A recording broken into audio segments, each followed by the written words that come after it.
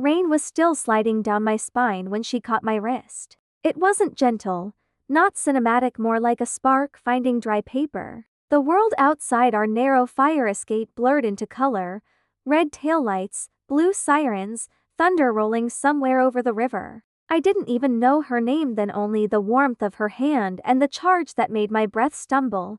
A second later she let go, eyes bright and wild. "Now you'll remember me," she said. And before I could speak, she was already climbing down the iron ladder into the storm. That was the first time I saw Harper. And the night my quiet life split cleanly in two.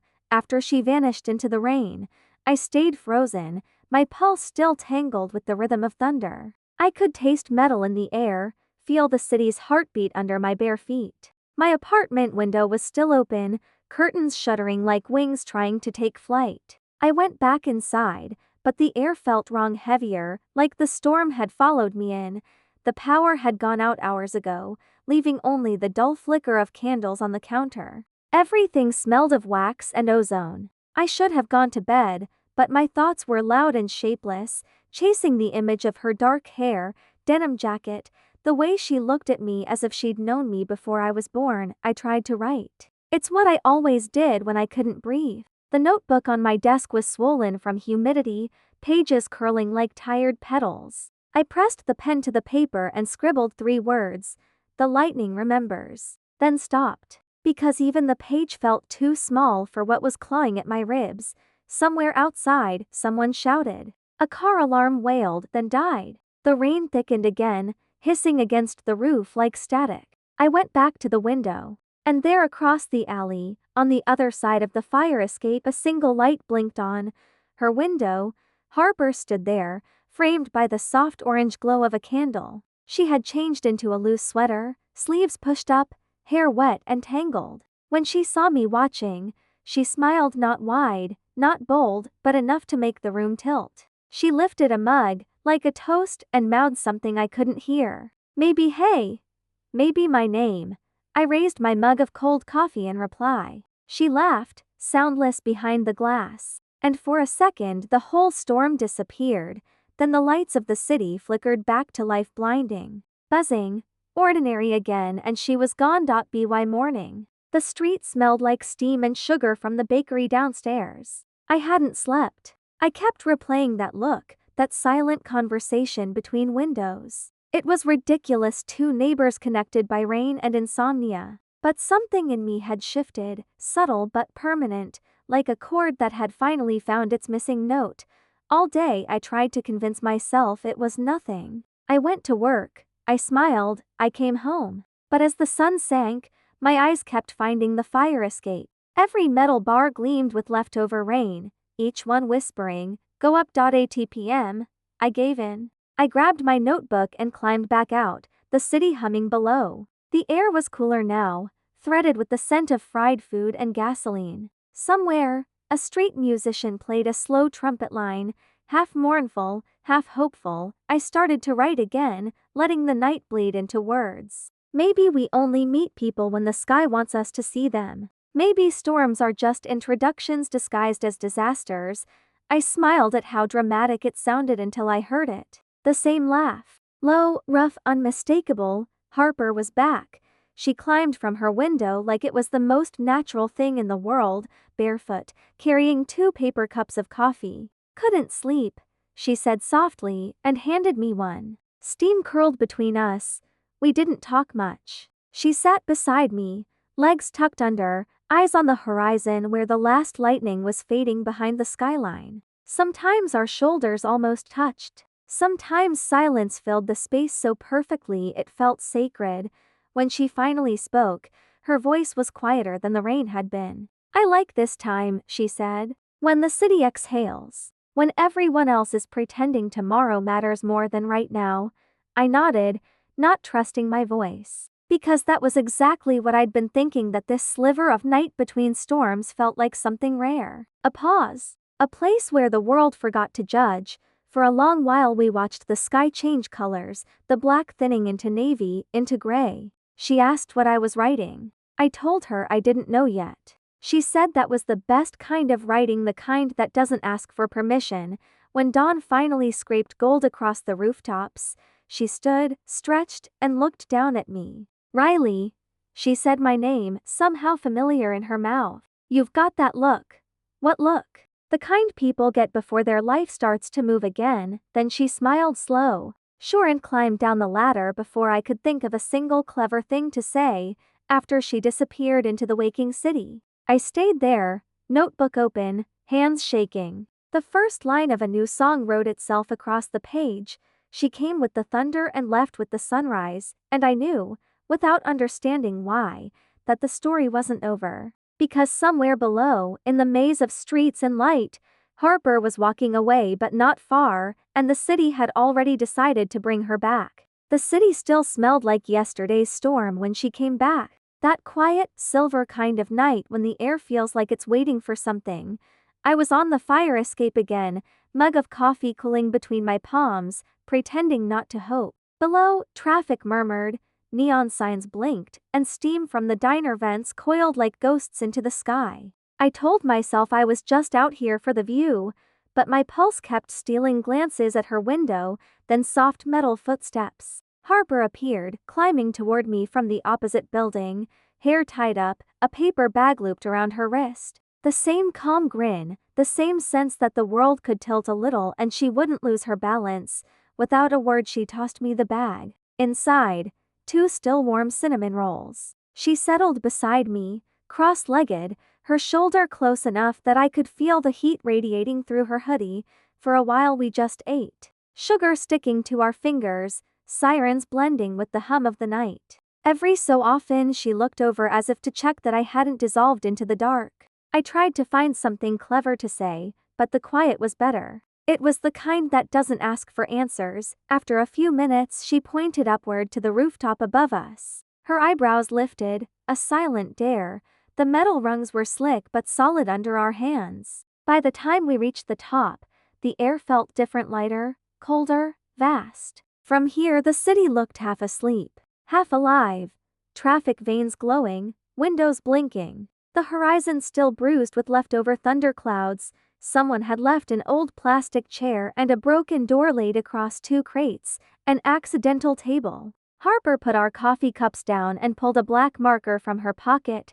"Every pact needs rules," she said. Then she started to write directly on the wood. "Rules only, truth. Only at night. No names in songs yet. The roof is neutral ground. If you get scared, say so. Don't disappear." She capped the marker and pushed it toward me. "Add 1. I hesitated, then wrote, "Don't explain the music. Let it happen." She read it, nodded once, approving. "Fair." We stood at the edge, wind tugging at our sleeves. She asked me to start. So I did. I told her about the half-written songs scattered through my apartment, about the fear that I'd run out of real things to say, about how I'd been moving through life like background noise, present, but easy to tune out. How stepping onto that fire escape the other night had felt like climbing out of my own static. Harper listened without interruption. Her face was unreadable, but her silence had weight, like she was making space for every word to land. When I finally stopped, she took a slow sip of coffee and said quietly, "You just described my kitchen." She told me about the restaurant downstairs, the night shifts, the burns, the endless repetition of orders and heat. How she'd moved to the city thinking she'd stay for a season and somehow never left. How she was tired of being the reliable one, the one who never asked for anything wild. Her honesty felt like a door unlocking in both directions. We leaned against the railing, shoulder to shoulder, watching the streets pulse below. Somewhere a taxi horn wailed. Somewhere else, laughter carried up through the damp air. The wind off the river tasted faintly of salt and steel. "This," she said at last, nodding toward the city. "All of it looks calm from up here. But it's chaos." "I kind of love that." I smiled. "Maybe chaos just looks different when you stop trying to fix it." She turned her head, studying me for a moment, as if memorizing the thought. Then she picked up the marker again and drew a tiny lightning bolt beside the list of rules. "For luck," she said. When I laughed, she joined in, softer, and the sound drifted over the rooftops like something fragile but brave. We stayed there until the sky began to pale. The storm clouds had thinned into ribbons of pink, and the first trains started humming under the bridges. Harper brushed a strand of hair out of her face and looked at me like she was filing away a secret. Same time tomorrow? I didn't trust my voice, so I just nodded. As she disappeared down the ladder, I traced the marker lines on the table, the rules, the lightning, the proof that this night had been real. The city stretched awake below me, 1,000 stories starting at once. I had no idea where hours would go, only that it had finally begun. Nights blurred together after that. I stopped checking the clock before going out. It became routine, the scrape of the window frame, the chill of metal under my palms, the hum of the city stretching like an old heartbeat. Harper always got there first. Sometimes she brought coffee, sometimes takeout fries, sometimes just that half smile that made everything else irrelevant. The roof had become our middle ground. Not quite hers, not quite mine. Between us, stories, music, and the city breathing below. We talked about everything but the things that hurt too much. About her kitchen shifts, the songs I hadn't finished, the way the air changed before rain. She'd tilt her head when she listened, eyes steady, not polite, truly there. It was disarming. Once, I asked why she never talked about family. She looked away, tracing invisible shapes on the railing. Because I stopped being anyone's favorite a long time ago. The answer hung between us, soft, sad, but without apology. I wanted to reach for her hand, but instead I handed her my notebook. Write something, I said. Anything? She hesitated, then uncapped my pen and wrote 3 lines in the middle of a blank page. Some people crash into your life like storms. Some rebuild the house after. Some do both. When she handed it back, her fingers brushed mine. Not intentional, just enough for my heart to lose its balance. Weeks passed, marked only by the rhythm of our nights. I'd see her in daylight, sometimes through her diner window, moving fast between tables, apron tied too tight, hair pulled up. She'd never look up, but somehow I always knew when she sensed me watching. The smallest pause, the faintest tilt of her chin, enough to make my stomach twist.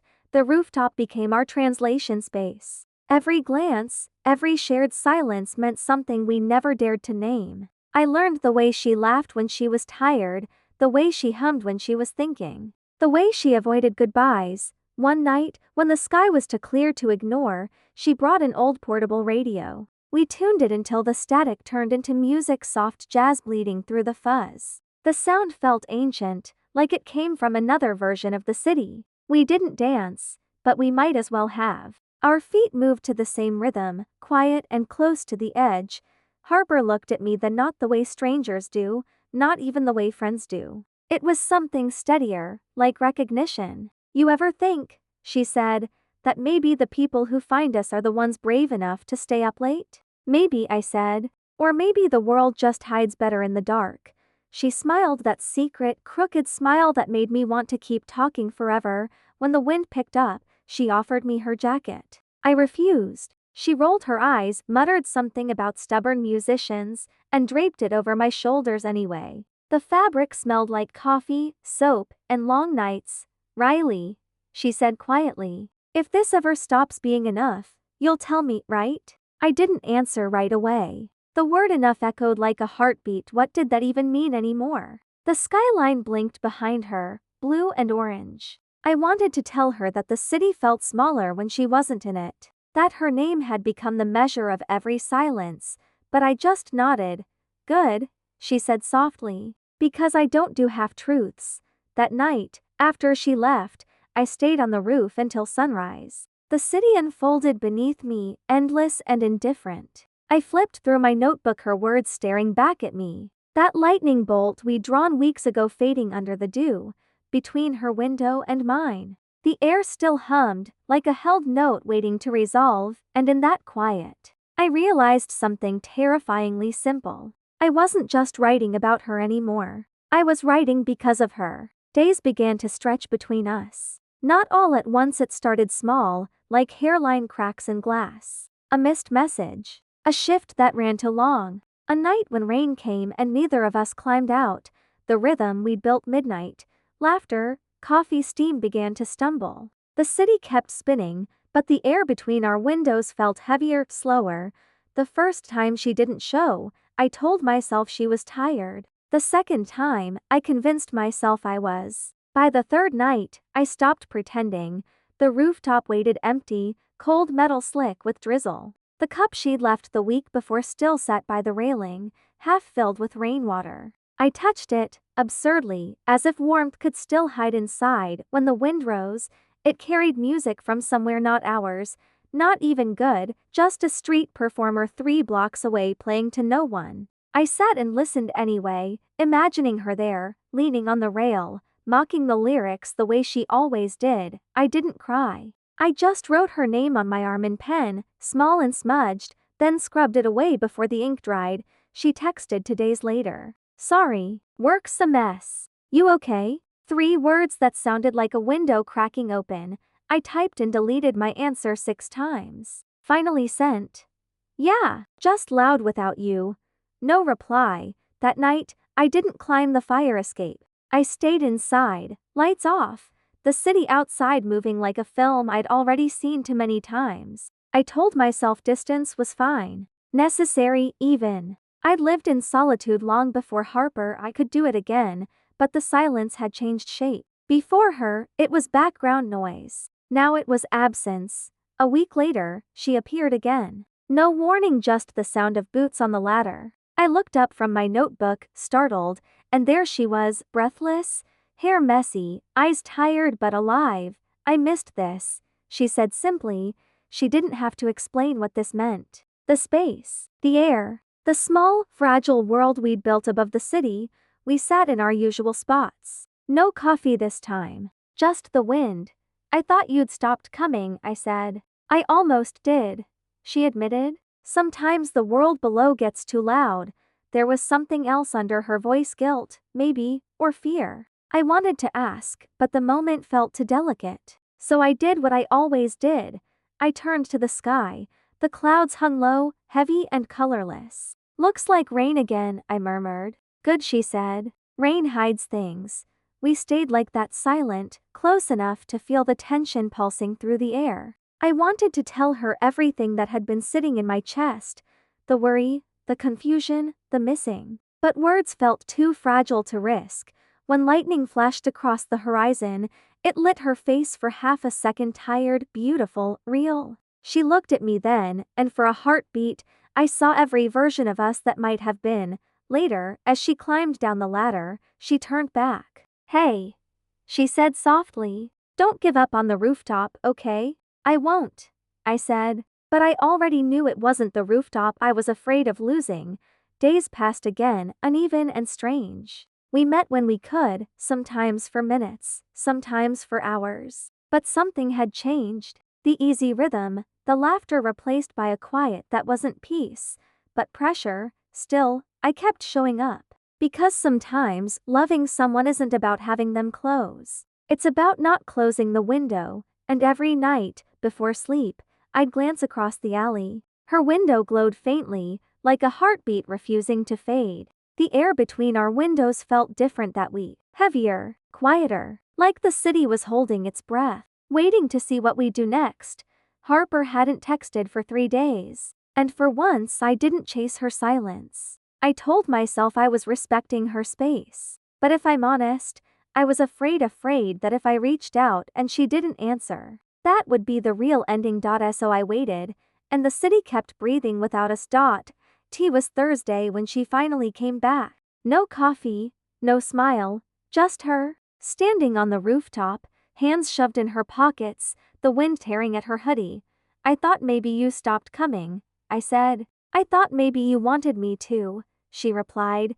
There it was, the kind of sentence that doesn't sound like much but lands like thunder. We stood across from each other, neither sitting, neither moving. The skyline blinked in slow rhythm behind her. Why would I want that? I asked. She looked down at the cracked concrete, scuffing her boot against it. Because sometimes I make it hard for people to stay. You don't make it hard, I said quietly. You just make it real. She laughed under her breath, a small, broken sound. Real doesn't always survive. For a while, we let the noise of the city speak for us. The buzz of neon, the hiss of tires, the faraway hum of trains leaving the station.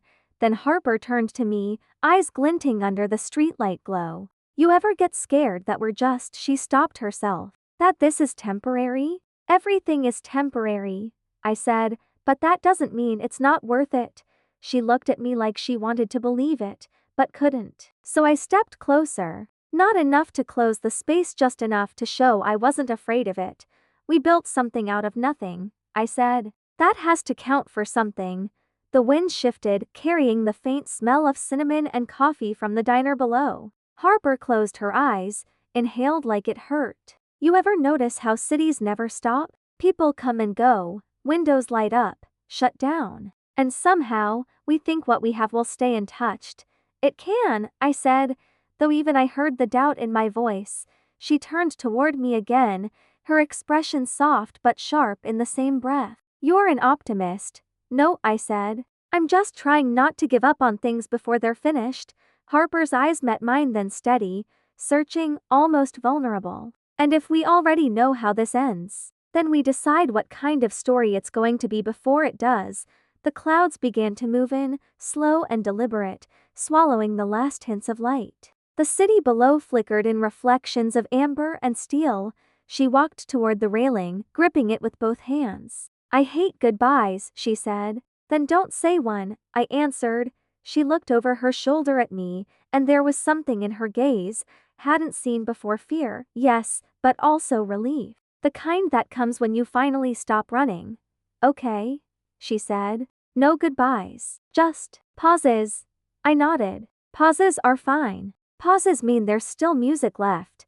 We stayed until the first drops of rain began to fall. Not talking, not moving, just breathing the same air again. When she finally turned to leave, she hesitated halfway down the ladder.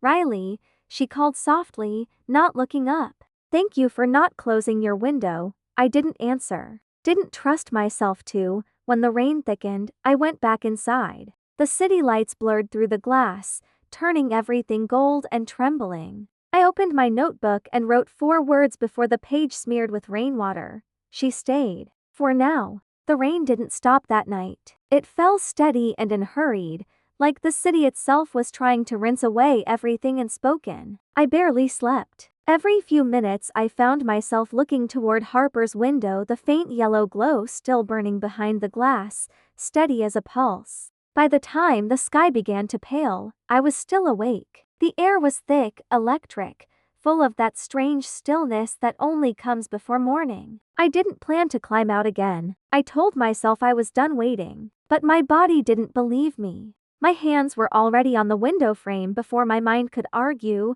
The metal of the fire escape was slick under my feet. The city below was washed clean, rooftops gleaming, streets gleaming, everything quiet except the drip of rain. And then I saw her. Harper was sitting on the edge of the roof, hood pulled up, hair damp. She didn't look surprised to see me, just tired, like she'd been waiting too. For a while, neither of us said anything. The silence between us was softer now, less of a wall, more of a question. Finally, she spoke. I didn't sleep, she said. Me neither, I answered. She smiled faintly. Guess we're both bad at endings.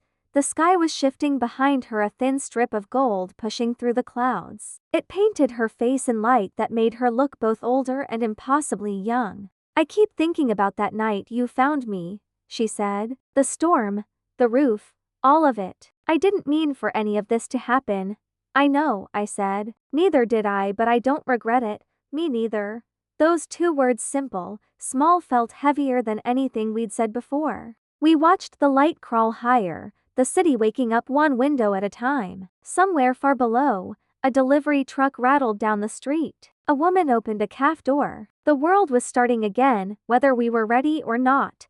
Harper leaned forward, elbows on her knees. You ever wish we'd met somewhere else? She asked quietly. Somewhere simpler? I thought about it. About how easy it would have been if our lives had collided under softer circumstances, a bookstore, a train station, a song on repeat. But then I looked at her, at the raindrops still caught in her hair, and shook my head.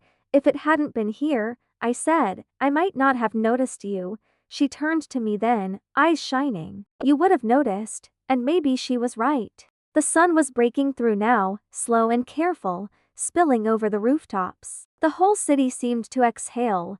Harper stood and stretched, her hoodie clinging damp to her shoulders. "You know," she said, "I used to think peace was something you had to earn. Like if you worked hard enough, stayed quiet enough, maybe the world would finally stop hurting." She paused, looking down at me. "But it doesn't stop. It just changes shape. And then you find someone who makes the noise bearable." I felt something in my chest tighten and release, like a knot finally loosening. "Is that what I do?" I asked. She nodded, eyes soft. "Yeah, you make it bearable." We stood there together as the city woke, sirens starting up again, pigeons scattering across the skyline, sunlight catching in puddles below. For the first time in months, I felt something that wasn't confusion or fear. It wasn't even joy. It was quieter than that. Something like belonging. When she finally turned to leave, she didn't climb down right away. She just looked at me for a long moment and said, "Whatever this is, Riley, don't let it turn into another almost." "I won't," I said, and I meant it. She smiled, that small, uneven smile that always made the world tilt, and then she was gone, disappearing down the ladder as the city opened its eyes. The rooftop was empty again. But this time, it didn't feel lonely. I sat there until the sun was fully up, notebook open on my knees, the page still blank. For once, I didn't need words. The story was already happening somewhere between two windows, somewhere between what was said and what wasn't, and as the morning light touched the edge of the roof, I realized something I hadn't dared to before. Maybe some people don't come into your life to stay. Maybe they come to show you how to keep living when they're gone. Silence has a sound. Once you've heard it, you never mistake it again. It's not quiet, it's something heavier, like a heartbeat pressed under glass. That's what it felt like the morning after the rooftop. The world had gone still, but inside me everything was moving too fast. I kept reaching for my phone, typing and deleting messages I'd never send. "Did you get home safe? Do you still mean what you said? Are we okay?" None of them felt right. Every word looked too fragile to carry what I wanted to ask. "Are we still us?" Harper didn't show that night, or the night after. By the third day, I told myself she was just busy. By the fourth, I stopped pretending. Her diner was easy to find, neon lights, always half flickering, the smell of burnt coffee drifting out onto the street. I stood across the road for 10 minutes before walking in. She was behind the counter, laughing with a customer, her hair tied up in that same careless knot. And for a moment, I almost believed nothing had changed. Until she looked up and saw me, the laugh faded. Her smile stayed, but not the kind I knew. This one was polite, practiced. The kind you wear when the world is watching. "Hey, Riley," she said, like we hadn't spent half the night before talking about everything that mattered. "Coffee?" "Sure," I said, sitting down. She poured it without looking at me.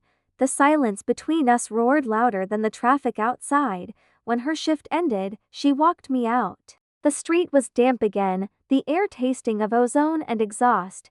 "I didn't expect you to come by," she said. "I didn't expect you to vanish," I replied. Her jaw tightened. "It's not that simple. It never is," I said softly. "But you could have told me." She hesitated, like she wanted to say something and couldn't. "I got an offer," she said finally. "A job, in Portland. It's kind of a big deal." The words hit harder than I wanted them to. I nodded, trying to look supportive. "Normal, anything but broken." "That's amazing. You deserve that."